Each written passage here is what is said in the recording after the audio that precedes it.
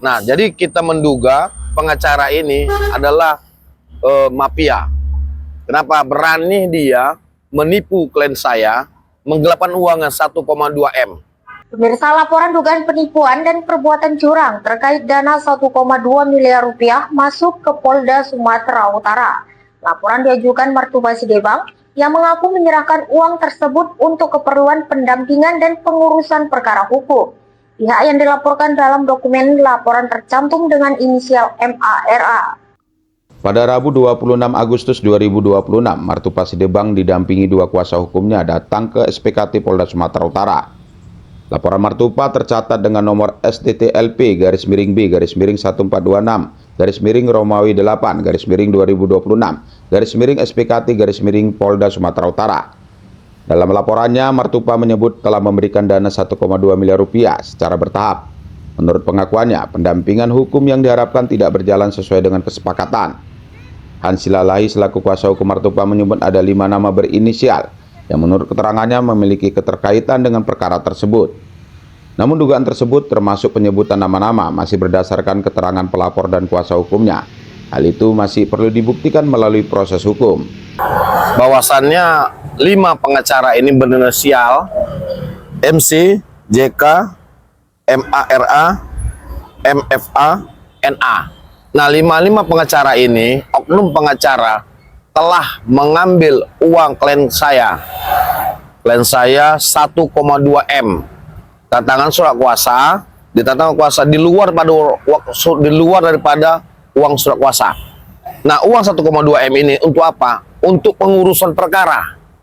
Dibilang untuk mengurus perkara 1,2 M. Tapi tidak pernah pengacara oknum pengacara tersebut mendampingin klien saya di dalam perkara ini.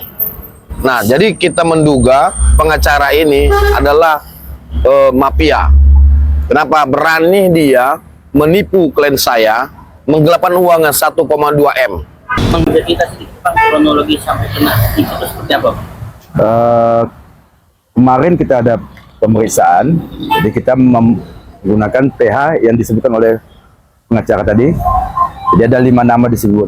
Jadi mereka kemarin meminta uang senilai 1,2 miliar tadi. Jadi di situ alasannya untuk menyelesaikan pemeriksaan. Nyatanya sampai dengan hari ini kan tidak ada. Kemudian kita meminta uang itu agar dikembalikan, kita hanya dijanjikan. Sampai dengan hari ini masih dijanjikan saja. Jadi kita berpraduga bahwa mereka telah melakukan penipuan dan penggelapan terhadap uang yang kami serahkan. Kamu kenal sama PH-nya itu belum? Sebelumnya tidak Dikenalkan. Kami PH ini dikenalkan oleh Kepala Dinas, dalam hal ini Kepala Dinas Cipta Karya dan Tata Ruang Deli Serdang, Pak Rahmat Shah. Dan dia memberikan uang 5 juta. Harapan kita Bang? Harapan kami semoga masalah ini bisa menjadi atensi agar dapat segera diproses, dan kami masih membuka ruang kepada pihak dimaksud yang kelima pihak itu untuk segera itikat baik mengembalikan dana tersebut. Hari ini kami datang ke SPKT Polda Sumatera Utara ini untuk melaporkan dugaan penipuan dan curang sebagaimana pasal 492 486 KUHP. Dugaannya terhadap oknum-oknum pengacara, yang mana oknum pengacara ini telah menerima kuasa dari klien kami ini untuk melakukan pendampingan. Ada kasusnya di polisi. Namun mulai dari penandatangan surat kuasa sampai klien kami ini menjalani proses hukum tak pernah didampingi. Sementara oknum pengacara ini sudah menerima sejumlah uang untuk dalam hal menjalankan kuasanya. Tapi beberapa kali si klien kami ini dimintai keterangan saat tak pernah didampingi oleh oknum-oknum pengacara ini. Berapa kerugian kita? Kerugian yang sebagaimana laporan kami sekitar 1,2 M. Untuk biaya kuasa? Menurut pembicaraan mereka itu bukan dalam rangka kerugian kuasa, tapi berkuasa, itulah bahasa mereka.